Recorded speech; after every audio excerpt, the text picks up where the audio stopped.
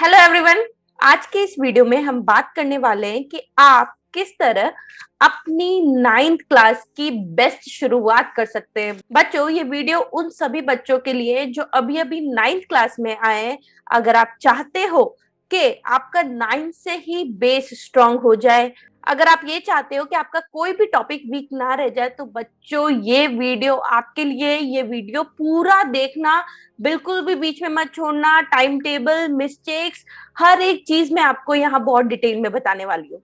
तो बच्चों देखो, सबसे पहली बात जो आती है हर बच्चे के मन में कि मैं अपनी नाइन्थ क्लास की पढ़ाई कैसे स्टार्ट करूं। भाई, एट्थ क्लास तक आप जितना पढ़ रहे थे, आपका पढ़ने का पैटर्न बिल्कुल डिफरेंट था। लेकिन अब जब आप नाइन्थ क्लास में आ गए हो तो आपका पैटर्न डिफरेंट होगा। आपके लिए बहुत सारी चीजें बिल्कुल नहीं होगी। बहुत सारे बच्चे हो सकते हैं कोचिंग ज्वाइन कर रहे हैं, किसी की क्लासेस ऑलरेडी स्टार्ट हो चुकी हैं, किसी ने अभी से जेई की तैयारी करना स्टार्ट कर दिया होगा, किसी ने नीट की। तो बच्चों, ऐसा नहीं है कि अभी मैं बोल रही हूँ कि अपन को दिन भर पढ़ना पढ़ना पढ़ना, ऐसा भी नहीं करना है। हमें मजे करते करते पढ़ना है और हम वैसे ही करेंगे और वैसे ही आपका टाइम टेबल होगा। सबसे पहली चीज बच्चों, देखो आपके पास दिन में कितने घंटे होते हैं? 24 आवर्स होते हैं। इसमें 8 आवर्स आप सोने में निकाल देते हो। 4 घंटे आपकी जो डेली की एक्टिविटी होती है, खाना पीना, ठीक है, उसमें निकल जाती है। अब आपके पास बचे हैं पूरे 12 घंटे।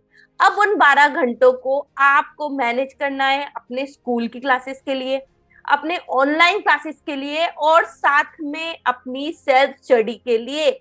अब ये देखना है कि आप इन 12 घंटों को कितनी अच्छी तरह यूटिलाइज करते हैं।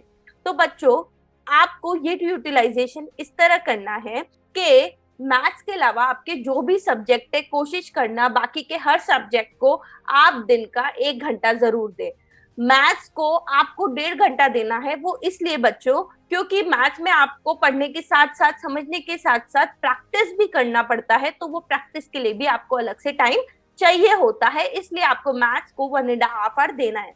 और बच्चों, एक चीज का ध्यान रखना कि जो भी अपना टाइम टेबल है, भाई मुझे इतना घंटा आपकी स्कूल की क्लासेस होती है, इतनी ऑनलाइन होती है, इतनी सेल्फ स्टडी है, तो जो भी है अपने टाइम टेबल को बिल्कुल फ्लेक्सिबल रखना। उसको as per your need, convenience, उसके अकॉर्डिंग आप चेंज कर सकते हैं। हो सकता है कोई बच्चे ऐसे हैं जिनको मैथ्स में बहुत कम टाइम लगता है और उनको बहुत जल्दी समझ में आ जाता है, जल्दी से प्रैक्टिस हो जाती है।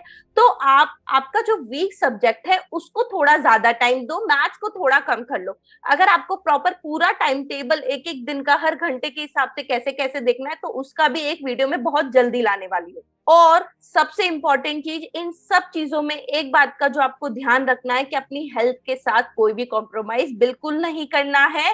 अपनी हेल्थ का ध्यान रखना है। अब यहाँ पे बच्चों, मैं आपको 2-3 इंपॉर्टेंट पॉइंट बता देती हूँ। देखो, जब भी आप स्कूल की क्लासेस अटेंड कर रहे हो, कोशिश करना कि जैसे ही आपकी स्कूल की क्लासेस खत्म हुई, उसके बाद 10-15 मिनट बच्चों थोड़ी देर एक्स्ट्रा बैठ जाना और जितना भी आपने पढ़ा है वो एक बार रिवाइज करना। माइंड में ही सोचना कि आज मैंने क्या क्या पढ़ा है।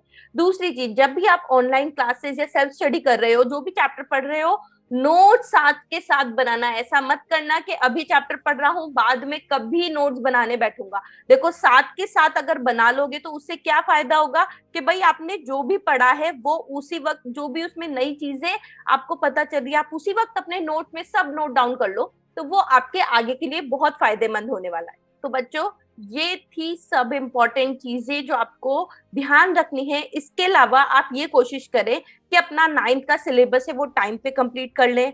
अपना टाइम बिल्कुल वेस्ट ना करें। मतलब कि अगर आप जितना भी टाइम पढ़ने में दे रहे हो, तो कोशिश करो कि वो टाइम आपका पढ़ने में ही निकले।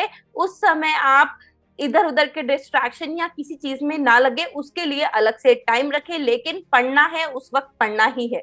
और जैसे ही आप कोई भी चैप्टर कंप्लीट करते हैं, उसके बाद बिल्कुल एक नियम बना ले कि भाई अगर मेरा ये चैप्टर कंप्लीट हो गया तो इसके बाद मुझे इसके क्वेश्चन आंसर्स करने ही है।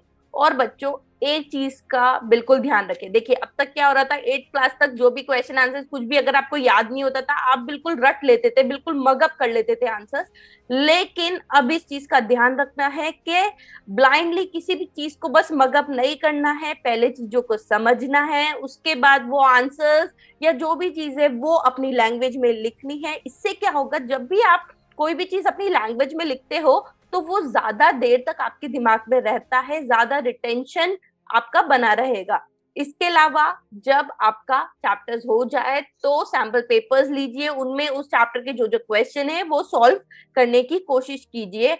और एक सबसे इम्पोर्टेंट बात इन सब में ध्यान रखिए कि अपने एंटरटेनमेंट के लिए भी आप थोड़ा टाइम जरूर निकाल रहे हैं। ऐसा ना हो बस पढ़ना है, अपन को पढ़ना भी है, वो बहुत इंपॉर्टेंट है, लेकिन उसके साथ साथ अपनी हेल्थ का ध्यान रखना है, थोड़ा अपने माइंड को रिलैक्स करने का ध्यान रखना है, एंटरटेनमेंट का ध्यान रखना है।